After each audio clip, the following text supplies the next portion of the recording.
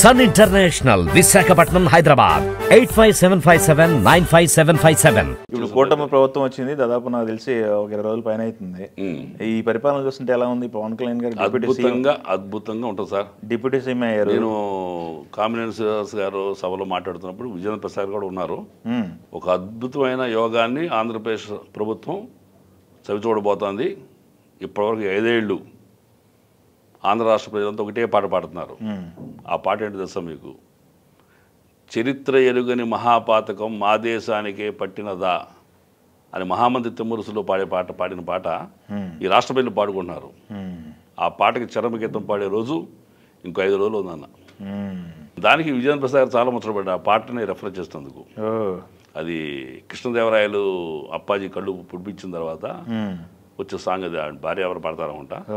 చరిత్ర ఎరుగని మహాపాతకం మా దేశానికి పట్టినదా అని అది చెప్పి అట్లా అన్ని చోట్ల బాగానే మాట్లాడాలని అనిపించింది నాకు. అయితే ఫ్యూచర్లో ఏమన్నా మళ్ళీ రాజకీయంగా ఇప్పుడు ఏం లేదు సార్, మళ్ళీ 5 ఏళ్ళకి క్యాన్వాస్ అని పిలిస్తే వెళ్తా. అంతే. ఓకే, పిలుస్తారు. చరిత్ర కొంచెం ఈ లోపు పడ్డ సినిమాలు ఉన్నాయి, సినిమాలు ఉంటాయి. ఇంకా పెరుగుతా నేను ఖచ్చితంగా అందరికి తెలుస్తుంది. ఇప్పటికీ చాలా మంది తెలుసు.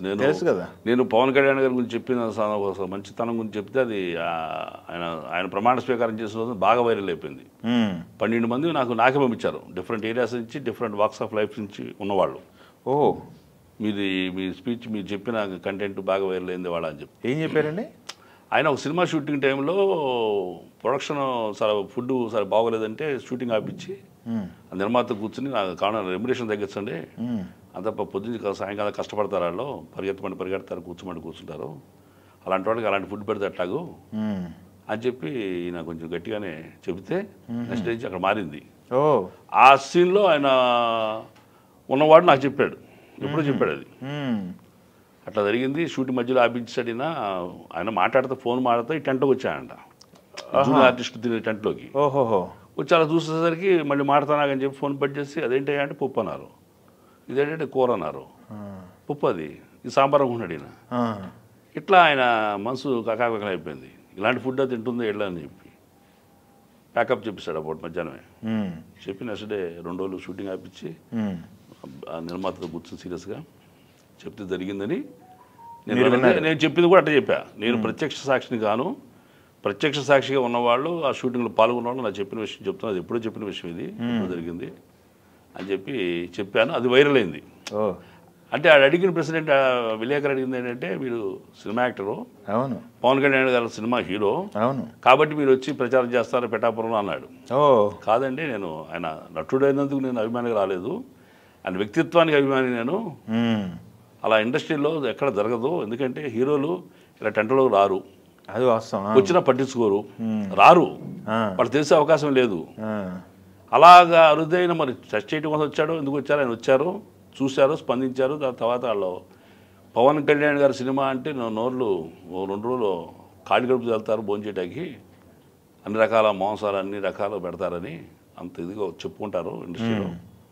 కాబట్టి ఆయన వ్యక్తిత్వాన్ని నేను ఆరాధకుడిని, అభిమానిని, అంచేత చేయటం వచ్చాను. నేను మళ్ళీ కావాలి అసలు ఆయన్ని. నేను వచ్చింది నా పని చేసుకెళ్ళాను తప్ప దాన్ని ఏదో పబ్లిసిటీ చేయటానికి కాదు. బట్ వాళ్ళు అడిగారు, చెప్పాము, మాట్లాడాము, ఇది వైరల్ అయితే నేను చేయగలను.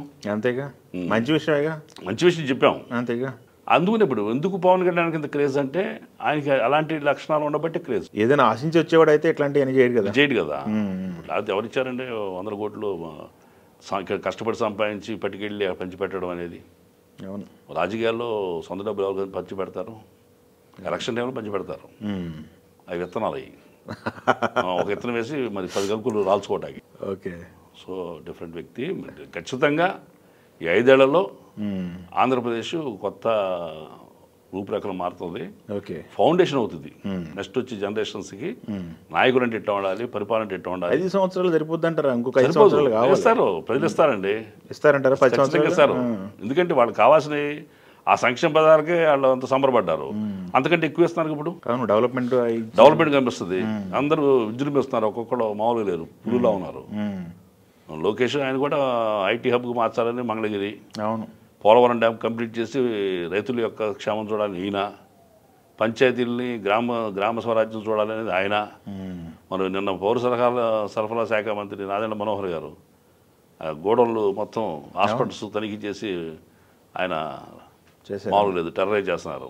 సో ఆ డిసిప్లిన్ ఉన్నవాళ్ళు, డెడికేషన్ ఉన్నవాళ్ళు ఖచ్చితంగా మారాలంటే ఇప్పుడు ఎంత ఉందో అసలు, ఎంత అప్పు ఉందో తెలియదు, 14 లక్షల కోట్లు ఇది అంటున్నారు. అవును, చూడాలి మరి ఎంత ఉందో తేలిద్దో. చెప్పి 10 లక్షలు చెప్పాము, మరి పెరిగి ఉంటుంది అది 14 కానీ. లేకపోతే ఏంటంటే కలెక్టర్ ఆఫీసులు, గవర్నమెంట్ హాస్పిటల్స్, గవర్నమెంట్ కాలేజెస్ ఎన్ని తనఖా పెట్టడం ఏంటి, భూములు తనఖా పెట్టడం ఏంటి, ఎంత దోపిడీ అసలు అది. అది కాకుండా ఒక్క లారీ పన్ను కూడానే 300 కోట్లు ప్రాపర్టీ ఎర్రచందనం. పవన్ కళ్యాణ్ చెప్పారు కదా నేపాల్ దగ్గర పట్టుకున్నారు. ఎంత దోచేసి ఉంటారు. నాకు అనిపిస్తుంది డబ్బంతా పట్టుకెళ్తామా, పట్టుకెళ్ళాం. ఇక్కడ ఎంత ఖరీదు పెట్టుకున్నా ఇక్కడ వదిలిపెట్టాల్సింది మనం. అంతేగా, పావు కేజీ మాంసం తినలేము, తింటే అరాయించుకోలేము, మళ్ళీ 4 ముందు బిడ్డలు వేసుకోవాలి. ఈ పాపాన్ని మూటకట్టుకోవడం దేనికి అనిపిస్తుంది నాకు కూడా. ఓకే, అందుకనే మనం కరప్టెడ్ కాల. అందుకే పదవి నాకు కాదు అసలు, నేను కోరుకోను, ఇస్తానని వద్దంటాను. అనవసరం నాకు అది. అదేలేండి, సంపాదించడం కోసం అక్రమంగా ఎదురోడి కడుపు లాక్కోవటానికి వెళ్ళాలి తప్ప మనం ఈ ప్రశాంతత ఉండదు లైఫ్లో.